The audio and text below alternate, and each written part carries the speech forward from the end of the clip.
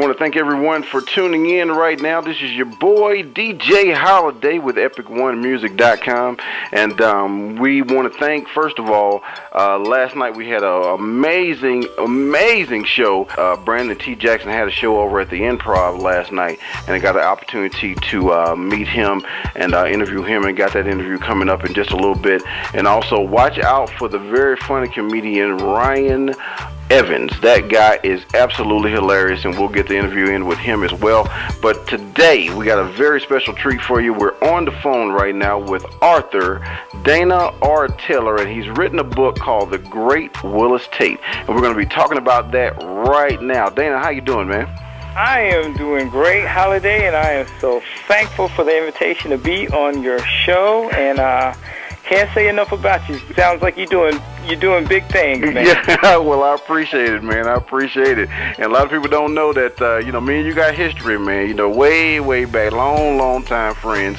And, I'm so proud that I get the opportunity to interview you on your book here, The Great Willis Tate.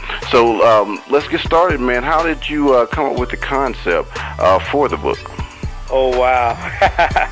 That is such a loaded question. And if I could, I give you the 45-minute testimony. All right. Take up all the show, right?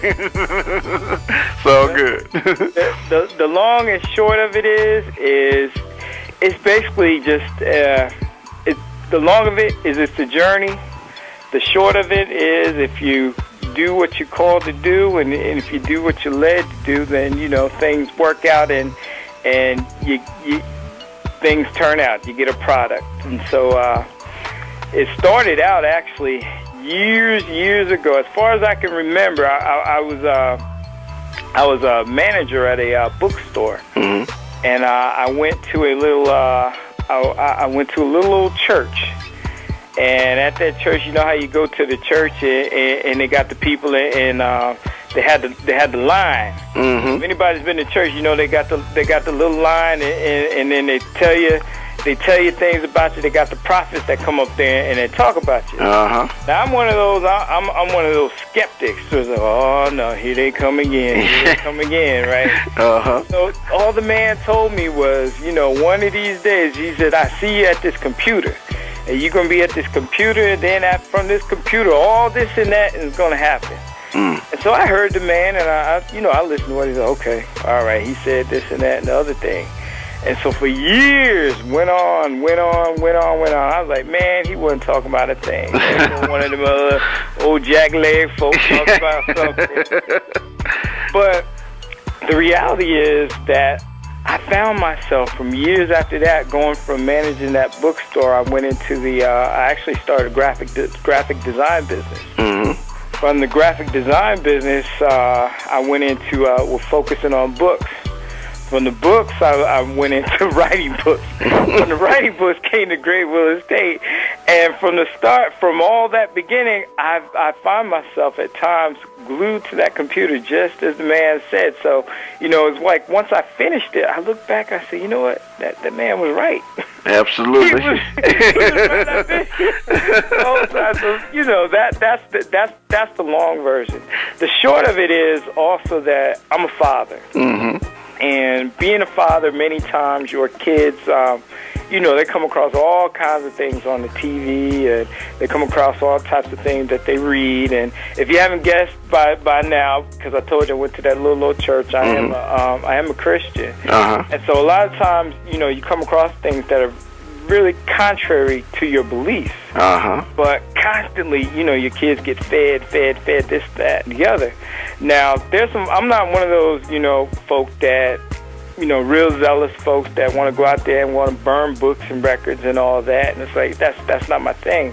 But I said, I have to do something to counter the culture that's out there, because a lot of stuff is, really, like I said, contrary to our beliefs. Mm-hmm. And so I said, instead of complaining about it, I'm going to be about it.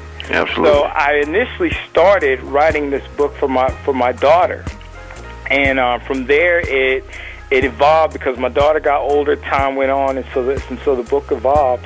And basically, it's not a book that's, it's not going to beat you in the head with a whole lot of scripture in that. But it does come from a point that, that a lot of folks like me come from, which is that church background. And it has a lot of instances in there of introducing those types of beliefs without beating you on the head with a Bible, so to speak. And okay. So it's good fun, it's good entertainment, and, she was my laugh checker. So I said, baby, read this as I was writing. And if she laughed, I said, okay, good, we got it, thumbs up. I hear you. That's great, that's great. Now, were there any points to where you couldn't find anything to write about, or that you didn't know what to write about? Yes. Yes.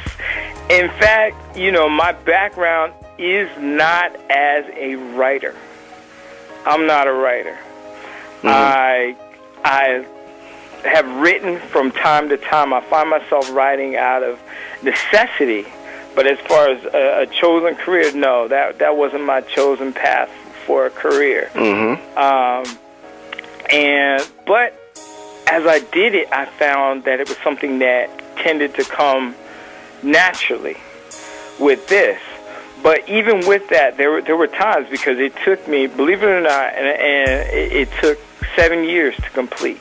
Wow. And it was actually 7 years from that time that I was at that little old church that the book was finally finished. And so during that time, what I would find myself in different situations, because I am an entrepreneur.